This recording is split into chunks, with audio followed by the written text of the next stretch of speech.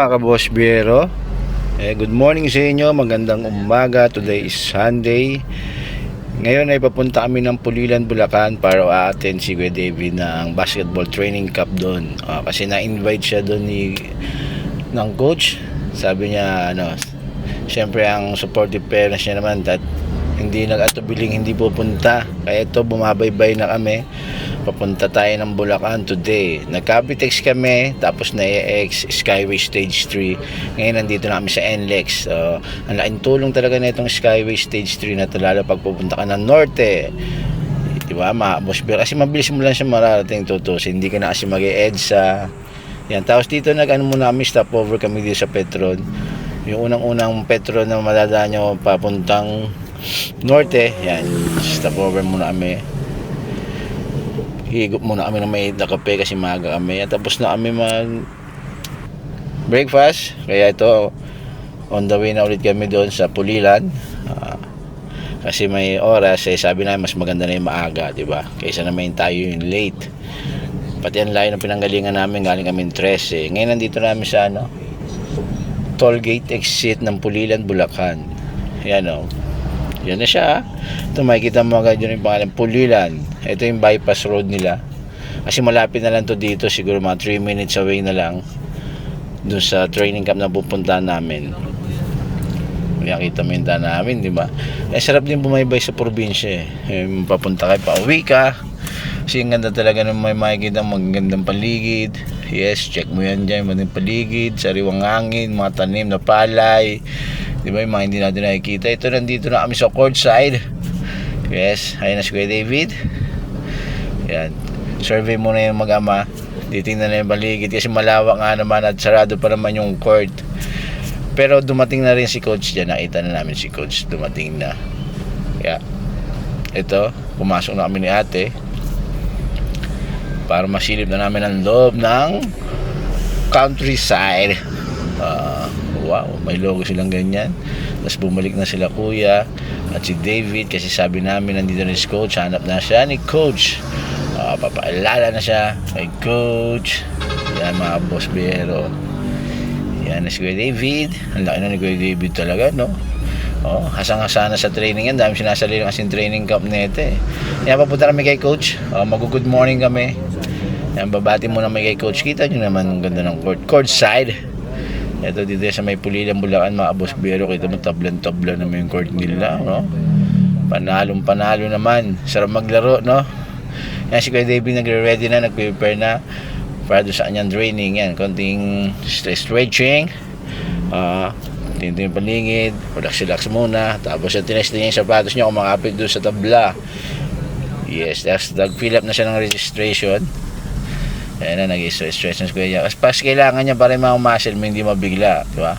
Pag bigla kayong pinaano ni coach, mabibigla yung kaya kailangan mo daw stretching nyo muna yan, unat-unat para at least yung muscle ay hindi siya mabigla, hindi ka publikatin. Ayan na, inaayos na nila coach yung pag gagamitan nila. Yun, yung mga cone, may mga cone. Siyempre, yung mga, diba, iwas-iwasan mo, dribble, para kunyari yung bantay. Ayun na si Kuya David, ready na, tinawag na sila ni coach. Magsisimula na sila.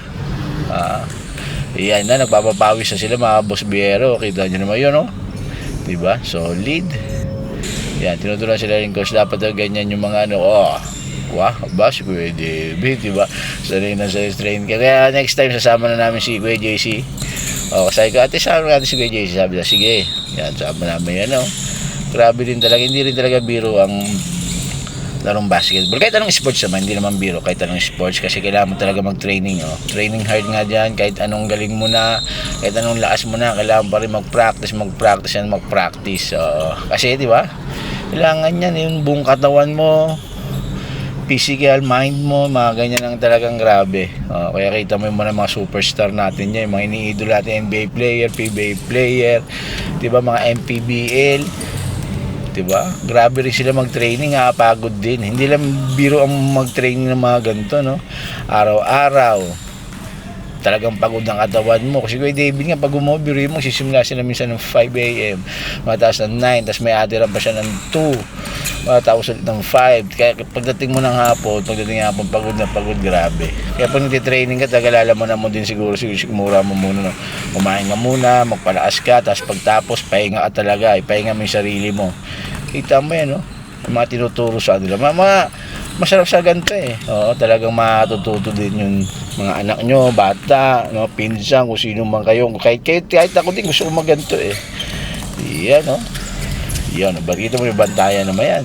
Tinuturo nila yung mga basic, ano, kaya ganito dumipensa, ganito pumasa, oo, kaliwat kanan, diba? Kita mo, oo. Ang galing, natutuwa din ako kasi talaga, kaya sabi ko next time masasama si Kuya JC sa ganito namin. Biloy mo, dinayo pa namin to. Pulilan, ay 13 to Pulilan, Bulacan, diba? Ilang kilometers din, pero basta gusto mo, sa pangarap mo, sa gusto mo sa anak mo, wala. Ito na makita mo yung dalawa, supportive parents, si kuya at si ate. Talaga naman yan, basta may ganito, nako. Nakapokus yung dalawa yan, kaya bilib na bilib ako sa dalawa na yan eh. No? Kuya David, yes.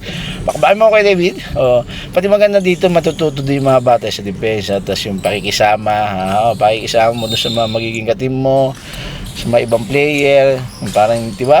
Ang sarap doon, no? Marami kong matutunan na disiplina. Number 1 dito yung disiplina. Yan, marami. Kaya panood natin mga ibang training kami tinuturo sa nila. Let's go!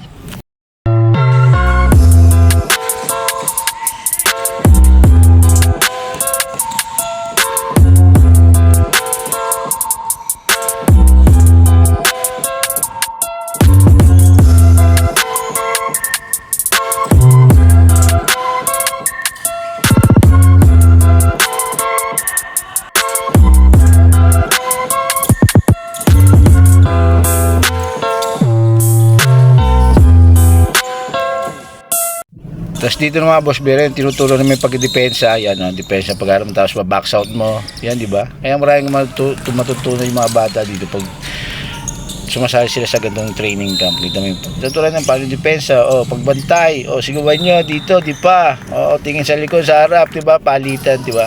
Marami kayong matutunan sa mga coach, kaya kita mo si Kuya David, asang-asana yan. Kasi, di ba? Sanay sumaya sa mga ganito yan, lagi na sa ganyan, depensa, takbo na naman sila, mga boss bero, bam, boop, ito fake, yeah, hawak bola, galing ha.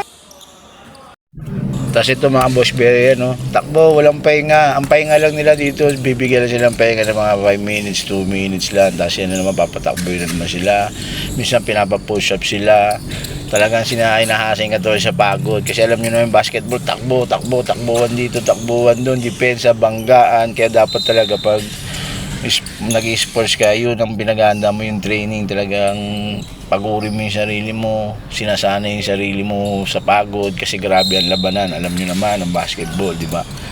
Yan, kita mo, depensa, tinuturuan sila kung paano mag-box out niyan, yan, siyempre pag may tumira, ganyan gagawin mo pag box out, at least may idea na agad, alam na agad ng player kung ano yung gagawin nila sa loob ng court pag yung mga ganong eksena. Kaya ito, ang laking tulong talaga na ito, mga ganong training camp, lalo ngayon, dami mahilig sa basketball, lalo sa Pilipinas, diba? Grabe, San Sulok talaga may makita kang court, iba talagang basketball dito sa atin, yun lang mga boss, pero siyempre hindi pa natatapos yan, magsushooting pa sila dyan, tapos ayun, yung coach, yung train bata, pandepensa, tataas mo yung kamay mo, kaya yun, ito naging ganap sa training camp ni Kuya David dito. Isang paso nga dyan Kuya David, boom, syempre hindi rin papatalo si Kuya. Let's go!